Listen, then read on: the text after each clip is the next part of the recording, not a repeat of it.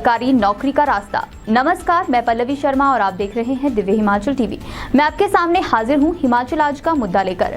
चुनावी वर्ष में बेरोजगार युवाओं को धड़ाधड़ सरकारी नौकरियां मिलने की उम्मीद थी।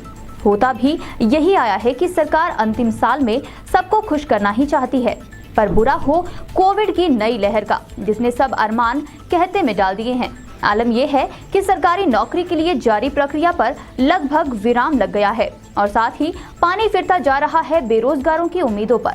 आखिर रास्ता कहां से निकलेगा नौकरी की खुशहाल वादी का?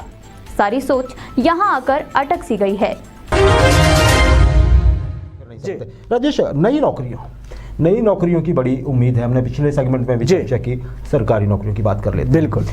जैसे हमने देखा 817 IT जो है, उनके टाइपिंग टेस्ट रुक गए, बाकी सारी चीज़ें भी होल्ड पे जा रही हैं। क्या लग रहा है नौकरियों का भविष्य आपको? देखिए, सबसे पहले तो जो युवा पीढ़ी है या हमारे युवा वर्ग है, उनको सबसे बड़ी उम्मीद थी कि जिस तरह के सरकार एक प्लान बना के चली हुई थी कोरोना की दूसरी लहर से निकलने के बाद कि 28,000 को नौकरी दी जाएगी। इस दिशा में हिमाचल प्रदेश कर्मचारी चयन आयोग ने कुछ पद विज्ञापित किए थे, वो प्रक्रिया शुरू हो गई थी, इंटरव्यू तक की कॉल चली गई थी, उसके बाद टाइपिंग टेस्ट तक की तमाम व्यवस्थाएं कर ली गई थी। एक स्टेज सेट हो गया था कि नौकरियां देने की प्रक्रिया वो शुरू हो गई थी। अब हुआ क्या, क्योंकि जिस रफ्तार से ये केसेस बढ़ने लगे हैं, अब सरकार ने भी एक तरह से कह दिया है कि आप तमाम प्रोटोकॉल का ध्यान रख के ये भर्तियां कीजिए।